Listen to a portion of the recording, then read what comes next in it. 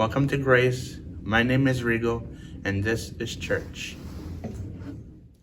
Today we're going to do things just a little bit different, just so that you have a full version of what we're doing at our church and what the story is all about. Normally, at the beginning of each week, Cindy reads the scripture, and then I do a sermon on it. Well, recently we've been doing the story, and today is week 3. And I wanted you to get a taste of what the story is about. The story is the Bible, all the main stories of the Bible in chronological order. So we started a couple weeks ago and we're working our way towards Christmas, and then we'll celebrate Christmas and we'll get a fuller picture of the story of Christmas, and then it'll bring us all the way to the very end of Revelations. But I wanted for people who have not received a copy yet to understand how the story is a little bit different from reading your Bible. When you read your Bible, there's numbers, John 3:16, John chapter 3, verse 16.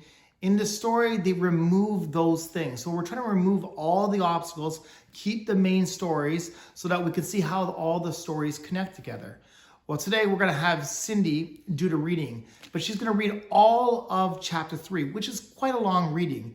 But you should see how it is a little bit different, yet the same as the story of Joseph found in our traditional Bible. Now, after that, I wanted to go have a little bit of a test. Before each video, there is a fill in the blanks. Fill in the blanks. So before you watch the video, you should think of these questions and then look for them within the video. Today we're talking about Joseph. So Joseph was his dad's blank. Joseph was his dad's blank. Maybe you know the answer, or you think you know the answer to that already. The Lord was with Joseph so that he blank. God showed him blank and granted him favor in the eyes of the prison warden.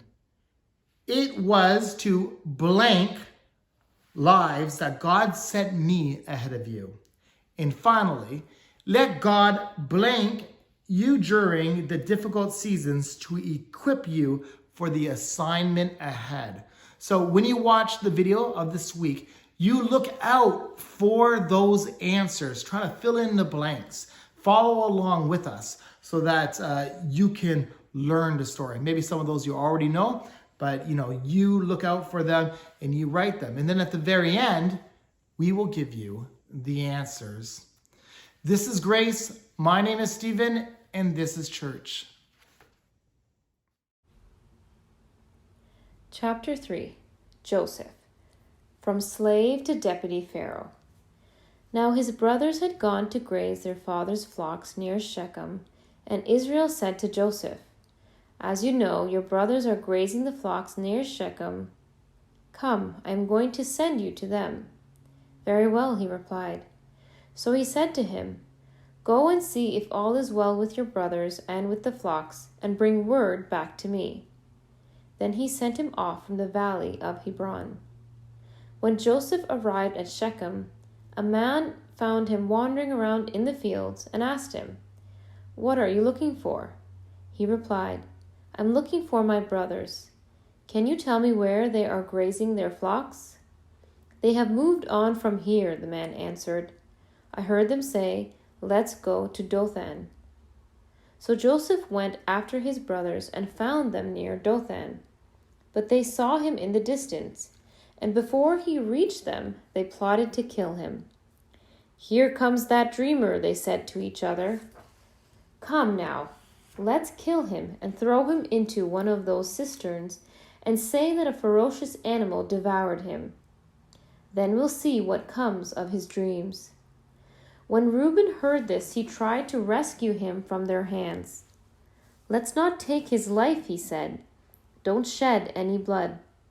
Throw him into this cistern here in the wilderness, but don't lay a hand on him." Reuben said this to rescue him from them and take him back to his father. So when Joseph came to his brothers, they stripped him of his robe, the ornate robe he was wearing, and they took him and threw him into the cistern. The cistern was empty, there was no water in it.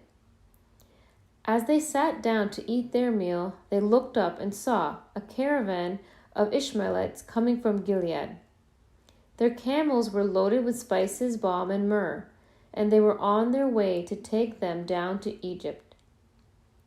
Judah said to his brothers, "What will we gain if we kill our brother and cover up his blood? Come, let's sell him to the Ishmaelites and not lay our hands on him. After all, he is our brother, our own flesh and blood." His brothers agreed. So when the Midianite merchants came by, his brothers pulled Joseph up out of the cistern and sold him for 20 shekels of silver to the Ishmaelites, who took him to Egypt. When Reuben returned to the cistern and saw that Joseph was not there, he tore his clothes. He went back to his brothers and said, "The boy isn't there. Where can I turn now?" Then they got Joseph's robe, slaughtered a goat, and dipped the robe in the blood. They took the ornate robe back to their father and said, "We found this. Examine it to see whether it is your son's robe." He recognized it and said, "It is my son's robe. Some ferocious animal has devoured him. Joseph has surely been torn to pieces." Then Jacob tore his clothes, put on sackcloth, and mourned for his son many days. All his sons and daughters came to comfort him, but he refused to be comforted. "No," he said, "I will continue to mourn until I join my son in the grave." So his father wept for him. Meanwhile, the Midianites sold Joseph in Egypt to Potiphar, one of Pharaoh's officials, the captain of the guard.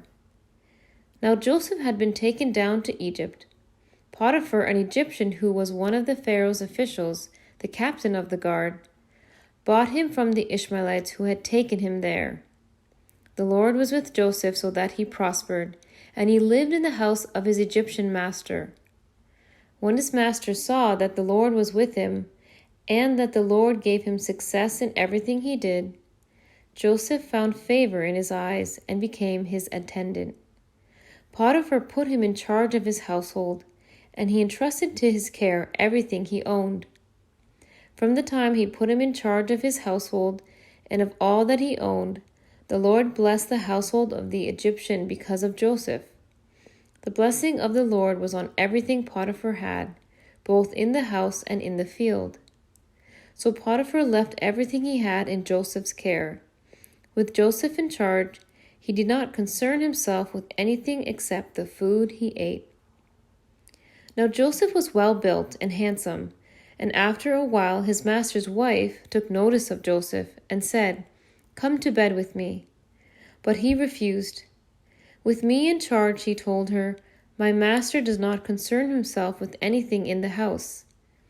Everything he owns he has entrusted to my care.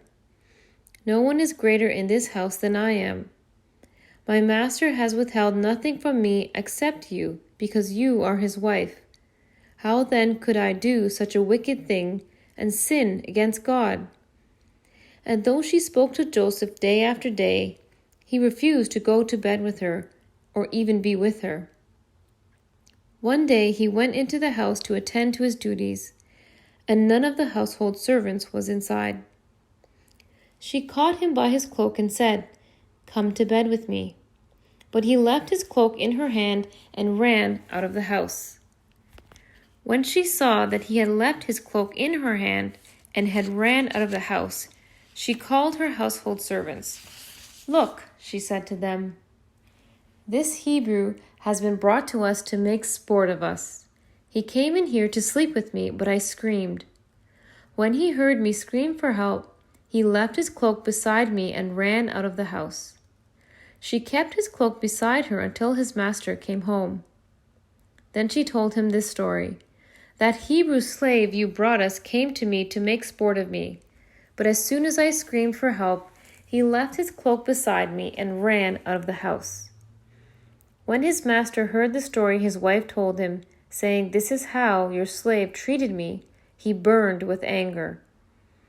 Joseph's master took him and put him in prison, the place where the king's prisoners were confined.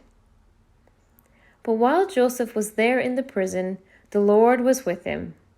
He showed him kindness and granted him favor in the eyes of the prison warden. So the warden put Joseph in charge of all those held in the prison, and he was made responsible for all that was done there. The warden paid no attention to anything under Joseph's care, because the Lord was with Joseph and gave him success in whatever he did. Joseph's administrative skills surfaced both in the house of his Egyptian master and in jail.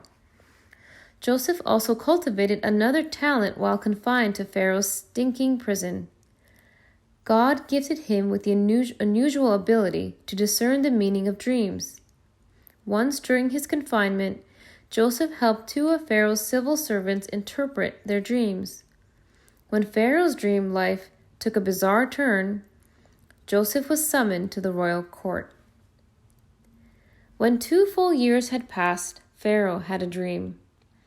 In the morning his mind was troubled, so he sent for all the magicians and wise men of Egypt. Pharaoh told them his dreams, but no one could interpret them for him. So Pharaoh sent for Joseph, and he was quickly brought from the dungeon. When he had shaved and changed his clothes, he came before Pharaoh. Pharaoh said to Joseph, "I had a dream, and no one can interpret it. But I have heard it said of you that when you hear a dream, you can interpret it." "I cannot do it," Joseph replied to Pharaoh, "but God will give Pharaoh the answer he desires." Pharaoh explained his 2 dreams this way. 7 beautiful fat cows emerged from the Nile, only to be eaten by 7 ugly skinny cows. Then 7 savory heads of grain on a single stalk are swallowed up by 7 dried up, worthless heads. "What do you make of that?" Pharaoh asked Joseph. Giving credit to God for this gift of interpretation, Joseph told Pharaoh that the twin dreams foretold 7 years of bumper crops to be followed by 7 years of dried up fields and famine. "God planned it this way," Joseph said, "so there could be no doubt it would happen." Joseph's recommendation to Pharaoh was to put a wise man in charge of storing food and preparing for the coming famine. The plan seemed good to Pharaoh and to all his officials. Then Pharaoh said to Joseph, "Since God has made all this known to you, there is no one so discerning and wise as you. You shall be in charge of my palace, and all my people are to submit to your orders. Only with respect to the throne will I be greater than you." So Pharaoh said to Joseph, "I hereby put you in charge of the whole land of Egypt." Then Pharaoh took out his signet ring from his finger and put it on Joseph's finger. He dressed him in robes of fine linen and put a gold chain around his neck.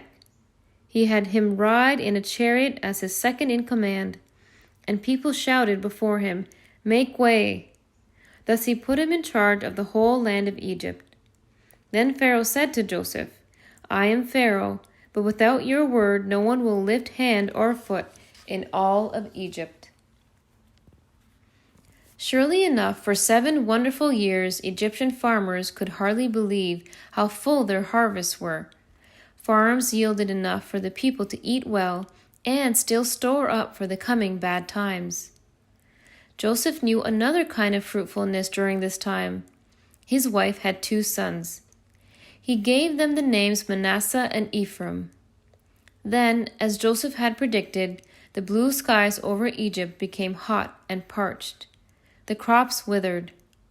But Joseph had already planned ahead and stored a sufficient supply of food to keep the Egyptians healthy and Pharaoh's foreign trade business even healthier. Even the weather patterns fit into God's bigger plan. Because the drought was so severe, neighboring nations began to approach Egypt for help just to stay alive. And just look who shows up.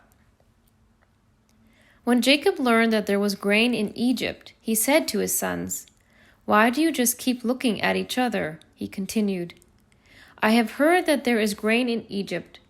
Go down there and buy some for us so that we may live and not die. Then 10 of Joseph's brothers went down to buy grain from Egypt. But Jacob did not send Benjamin, Joseph's brother, with the others, because he was afraid that harm might come to him. Now Joseph was the governor of the land, the person who sold grain to all its people. So when Joseph's brothers arrived, they bowed down to him with their faces to the ground. As soon as Joseph saw his brothers, he recognized them. But he pretended to be a stranger and spoke harshly to them. "Where do you come from?" he asked. "From the land of Canaan," they replied, "to buy food." Although Joseph recognized his brothers, they did not recognize him. Then he remembered his dreams about them and said to them, "You are spies. You have come to see where our land is unprotected." "No, my lord," they answered.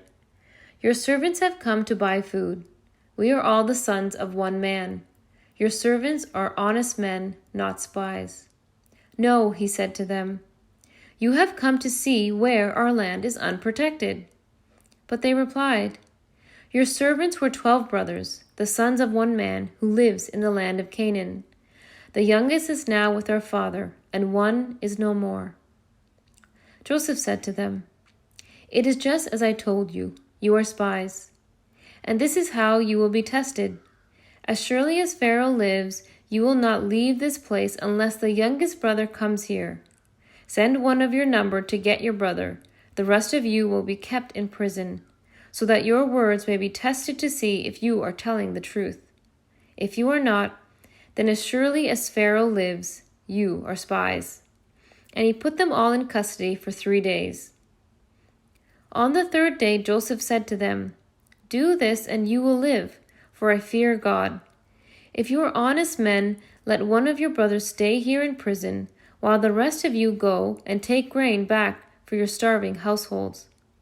But you must bring your youngest brother to me, so that your words may be verified, and that you may not die." This they proceeded to do. They said to one another, "Surely we are being punished because of our brother. We saw how distressed he was when he pleaded with us for his life, but we would not listen. That's why this distress has come on us."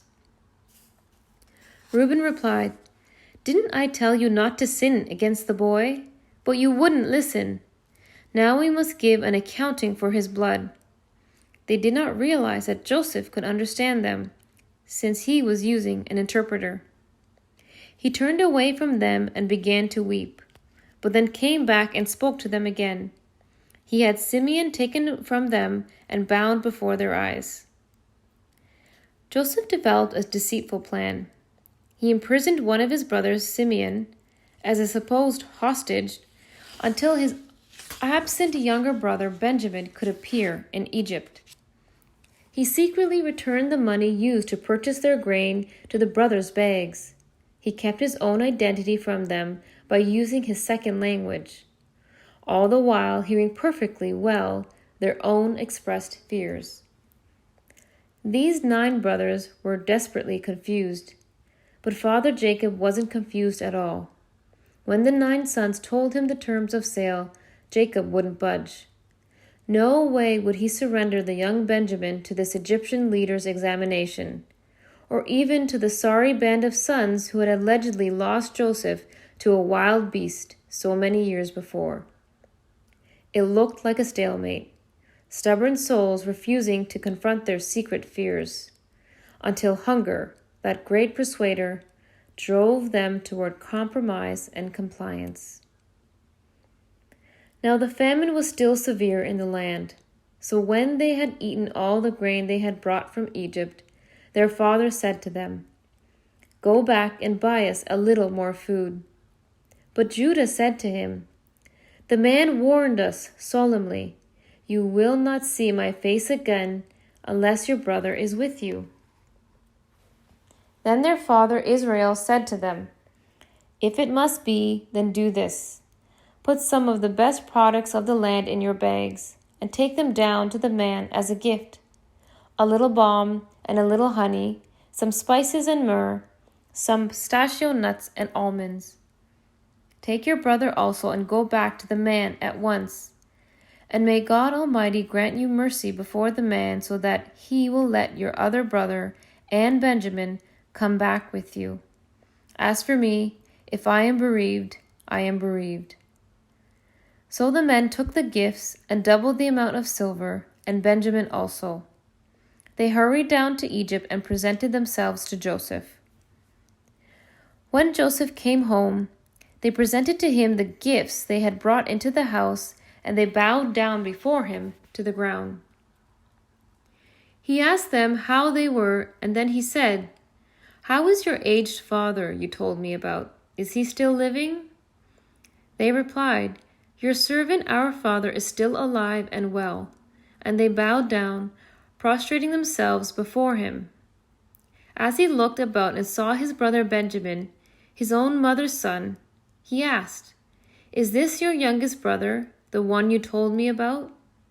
And he said, "God be gracious to you, my son." Deeply moved at the sight of his brother, Joseph hurried out and looked for a place to weep. He went into his private room and wept there. After he had washed his face, he came out, and controlling himself, said, "Serve the food." The men had been seated before him in the order of their ages, from the firstborn to the youngest, and they looked at each other in astonishment. When portions were served to them from Joseph's table, Benjamin's portion was 5 times as much as anyone else's. So they feasted and drank freely with him.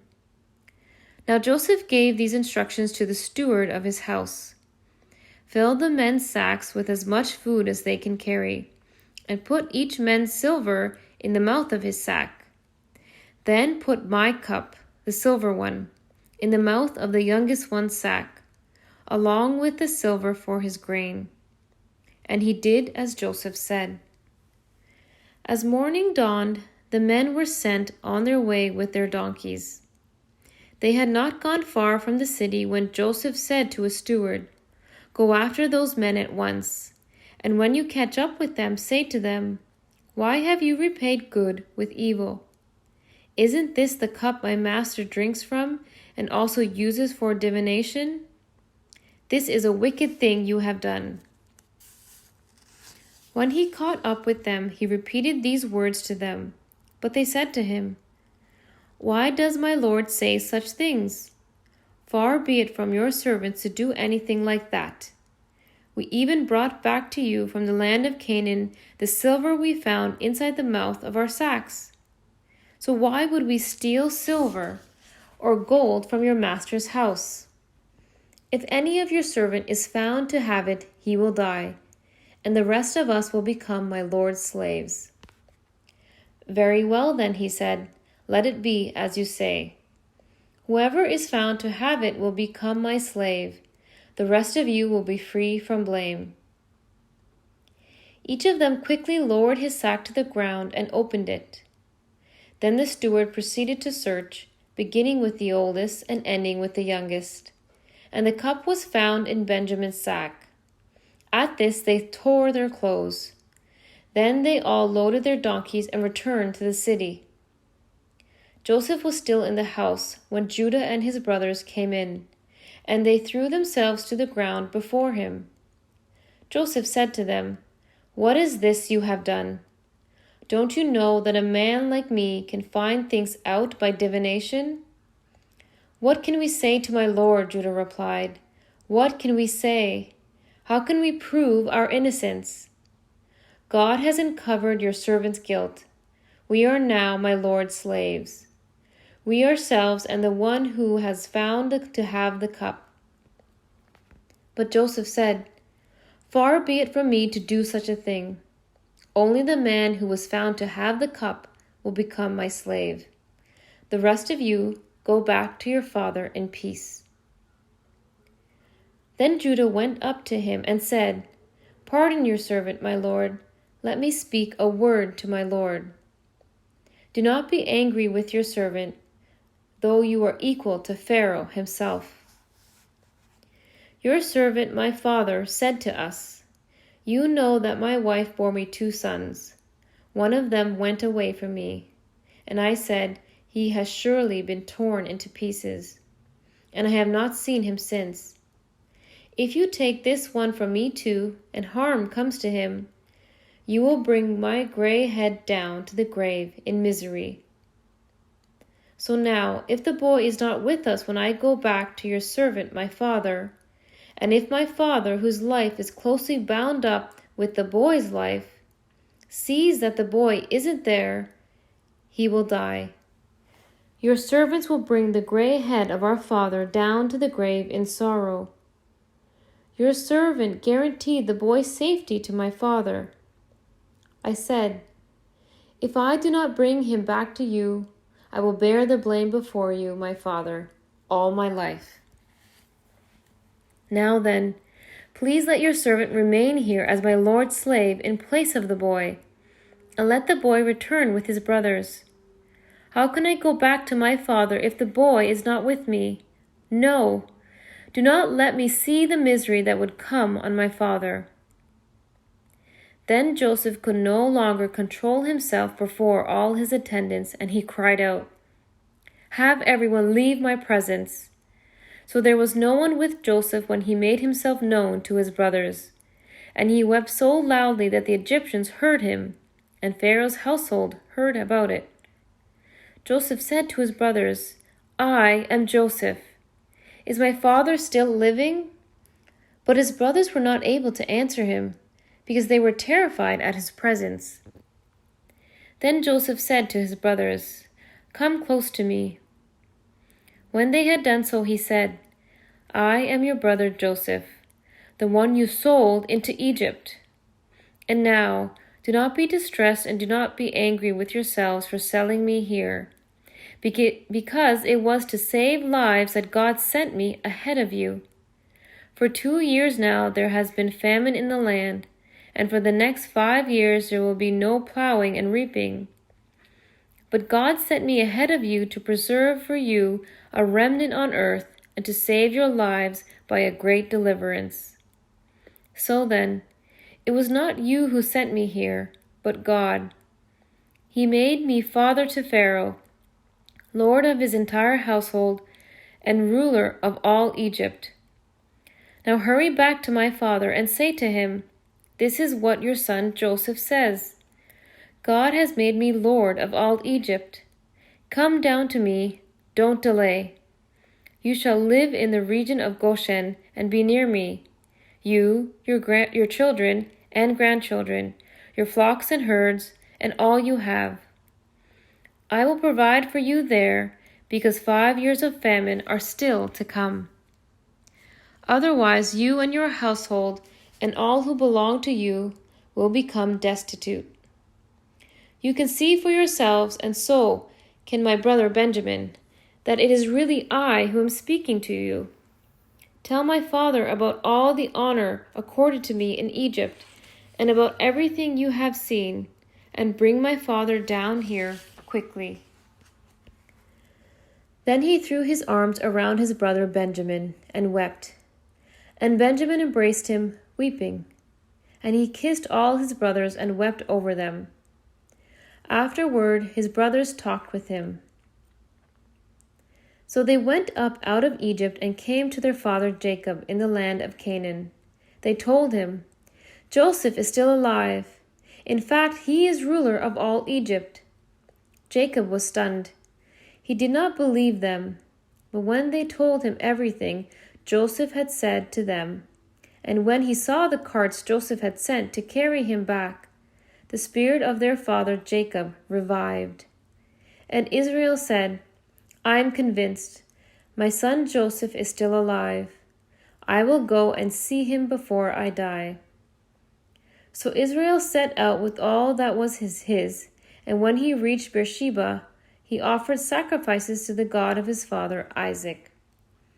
And God spoke to Israel in a vision at night and said, Jacob, Jacob. Here I am, he replied.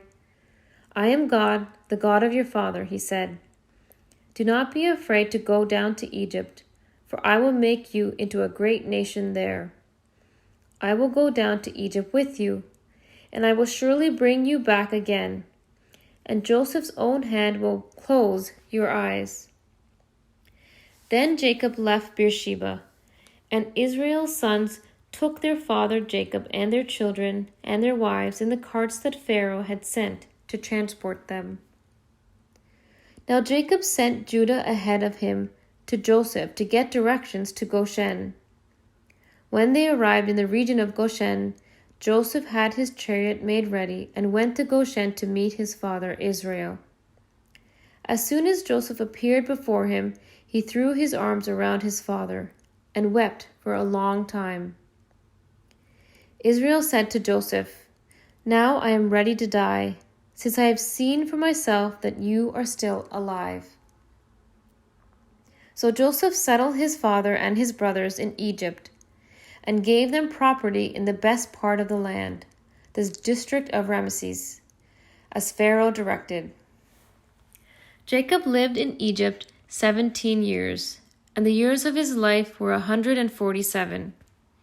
When the time drew near for Israel to die, he called for his son Joseph and said to him, "If I have found favor in your eyes, put your hand around my thigh and promise that you will show me kindness and faithfulness. Do not bury me in Egypt, but when I rest with my fathers, carry me out of Egypt and bury me where they are buried." "I will do as you say," he said. "Swear to me," he said. Then Joseph swore to him, and Israel worshipped as he leaned on the top of his staff. Then Israel said to Joseph, "I am about to die, but God will be with you and take you back to the land of your fathers." Jacob died at the ripe age of 147 years. Before that last day, he gathered his sons to bless them, pronounce their future, and give them ongoing responsibilities. Not all the sons got what they wanted. Reuben, for example, was chastised for an earlier sexual sin that no doubt he had hoped his father would not remember. Jacob's last words foretold that some of his sons and their descendants would experience success, others hard times. Jacob adopted Joseph's two sons, Manasseh and Ephraim, as his own. This allowed Jacob to give Joseph a double inheritance as one whose character had earned his trust and confidence. When Joseph's brothers saw that their father was dead, they said, "What if Joseph holds a grudge against us and pays us back for all the wrongs we did to him?" So they sent word to Joseph, saying, "Your father left these instructions before he died. This is what you are to say to Joseph. I ask you to forgive your brothers the sins and the wrongs they committed in treating you so badly. Now please forgive the sins of the servants of the God of your father." When their message came to him, Joseph wept. His brothers then came and threw themselves down before him. "We are your slaves," they said. But Joseph said to them, "Don't be afraid. Am I in the place of God? You intended to harm me, but God intended it for good, to accomplish what is now being done, the saving of many lives. So then, don't be afraid. I will provide for you and your children." And he reassured them and spoke kindly to them. Joseph stayed in Egypt, along with all his father's family. He lived 110 years and saw the third generation of Ephraim's children. Also the children of Machir, son of Manasseh, were placed at birth on Joseph's knees. Then Joseph said to his brothers, "I am about to die, but God will surely come to your aid and take you up out of this land to the land he promised on oath to Abraham, Isaac, and Jacob." And Joseph made the Israelites swear an oath and said, "God will surely come to your aid, and then you must carry my bones up from this place." So Joseph died at the age of 110, and after they embalmed him, he was placed in a coffin in Egypt. This is your story. This is my story. But most of all, this is the greatest story ever told. This is God's story.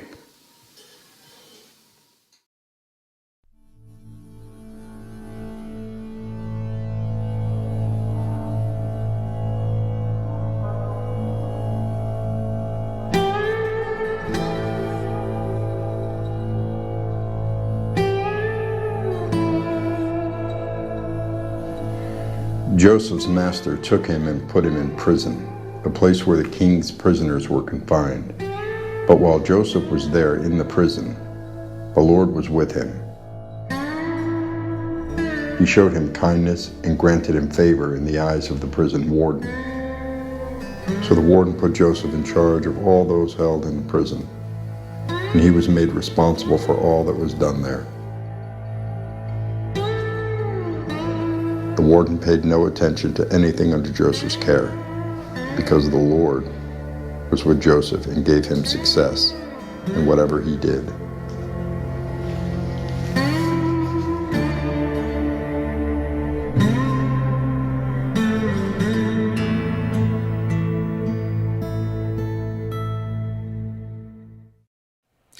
Prison is a hard place to find yourself in.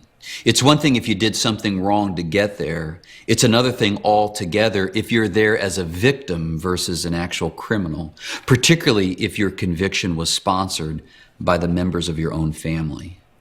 Well, this is precisely the place that a young man named Joseph found himself in. We're introduced to him at the age of 17. He is the son of Jacob, the grandson of Isaac, and the great-grandson of Abraham. He's a part of this great nation that God in the upper story is slowly building to reveal his presence, his power, and his plan to get all people back. But this family didn't function as one who was going to bring us back into a relationship with God. They could barely get along with each other. Studies show us that firearms in the home are almost always either intentionally or accidentally used on family members versus perpetrators. The same is true for the weaponry of poor character. The handgun of lies and the shotgun of deception were used almost exclusively on every member of Joseph's family, particularly young Joseph. You see, of the 12 brothers, Joseph was Dad's favorite. Joseph was Dad's favorite. Wait a second. Did you just hear that? Joseph was his dad's favorite.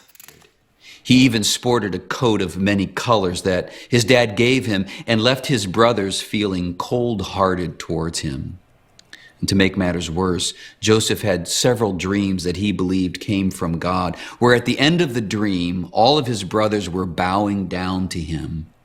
In his innocence, he shared those dreams with his brothers. His brothers, in turn, declared their little brother their worst nightmare. One day, Daddy Jacob sent Joseph out in the field to fetch his brothers who were tending to the sheep. They roughed up Joseph and then threw him into a pit. And over lunch, they made the decision to sell their younger brother to a band of gypsies on their way to Egypt. Joseph must have been frightened out of his mind. Once in Egypt, he's sold as a slave to serve in the house of Potiphar, the captain of the guard for the mighty Pharaoh. Then there's this surprising sentence that just appears in the story. The Lord was with Joseph, so that he prospered. Even though God allowed his brothers to abuse him, God is now prospering him. With God's help, Joseph quickly rises and is put in charge of Potiphar's entire house. But then another twist. Another bomb drops. We are told that Joseph was well-built and handsome, and that Potiphar's wife made repeated advancements on Joseph, but he does the right thing and he refuses her. Well, one day she tells her husband that Joseph made an advance on her and she resisted. And Joseph's put in prison. Up and down like a seesaw. But the next thing we know, he's back up again. While Joseph was there in prison, the Lord was with him. He showed him kindness and granted him favor in the eyes of the prison warden. God showed him kindness and granted him favor in the eyes of the prison warden.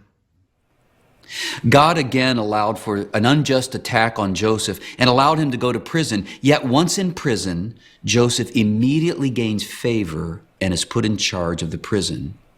And one of the things that God did for Joseph was to give him the ability to interpret dreams. The story tells us that he's in prison for about 2 years when he gets a call from Pharaoh, the main dude, to come and interpret this dream he keeps having. Well, Joseph interprets the dream. Basically, he tells Pharaoh there's going to be 7 years of a bumper crop, or lots of food, and then there will be 7 years of famine, no food at all. You know, it's really helpful to know this. Genesis 41:46 tells us that Pharaoh believes him and puts him second in command over all of Egypt to lead. He's now 30 years old. 7 years of harvest come, and Joseph stores up food to get them through the 7 years of famine. No other nation or people group knows what's coming. At the end of the first 7 years, the 7 years of famine begins, but under Joseph's leadership, they are prepared. Now the famine is affecting everyone, everywhere, including his father and his brothers back in Canaan. And Jacob, Joe's dad, sends his sons to Egypt to get some food so they don't die. When they arrive in Egypt, they bow down before the second in command of all of Egypt, their punk brother Joseph, even though they didn't recognize him. Joseph is now 39 years old. 22 years has passed since he was sold down the river, thrown under the bus by his brothers. 22 years passed before the dream he dreamed as a teenage boy came true. After several emotional encounters, Joseph finally reveals his identity to his brothers. Here's what Joseph had to say to them in the story. Joseph said to his brothers, "I am Joseph. Is my father still living?" But his brothers were not able to answer him because they were terrified at his presence. Then Joseph said to his brothers, "Come close to me." When they had done so, he said, "I am your brother Joseph, the one you sold into Egypt. And now do not be distressed and do not be angry with yourselves for selling me here, because it was to save lives that God sent me ahead of you. For 2 years now there has been a famine in the land, and for the next 5 years there will be no plowing and reaping. But God sent me ahead of you to preserve for you a remnant on earth and to save your lives by a great deliverance. So then, it was not you who sent me here, but God." What Joseph's brothers did to him in the lower story was completely wrong and had lifelong consequences of pain and guilt and depression. As a matter of fact, they could never really ever forgive themselves.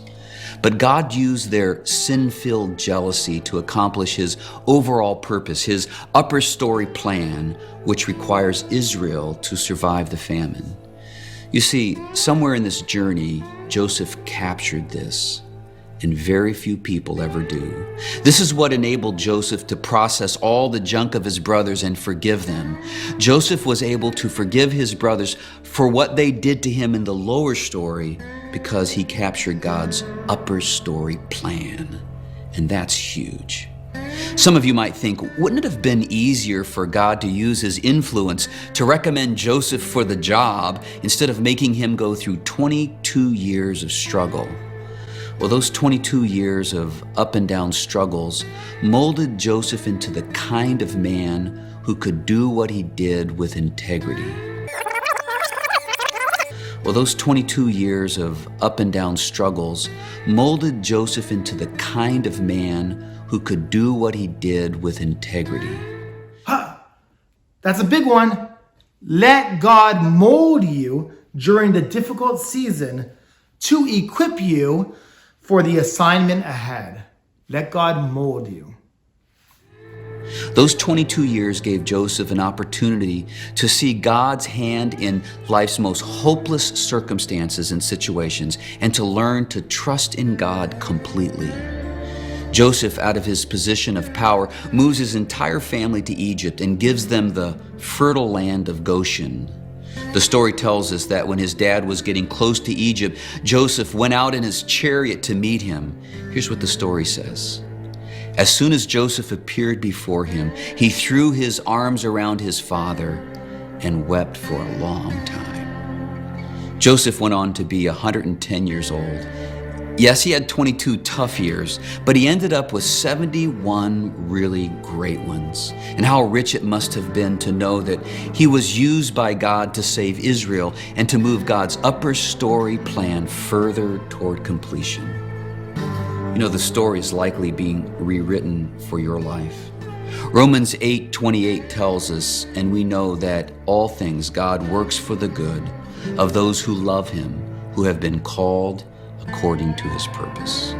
This promise of God tells us that if we love God and align our lives to his upper story purposes, everything in our lives, the ups and the downs, the mountaintops and the valleys, the highs and the hurts, the raises and the rejections, the good and the bad, are all working together to accomplish good. So be patient. Trust God. Let him mold you during the difficult seasons to equip you for the assignment ahead. You may be in a prison cell right now, either real or figuratively speaking, but if you align your life to God, your story isn't finished yet.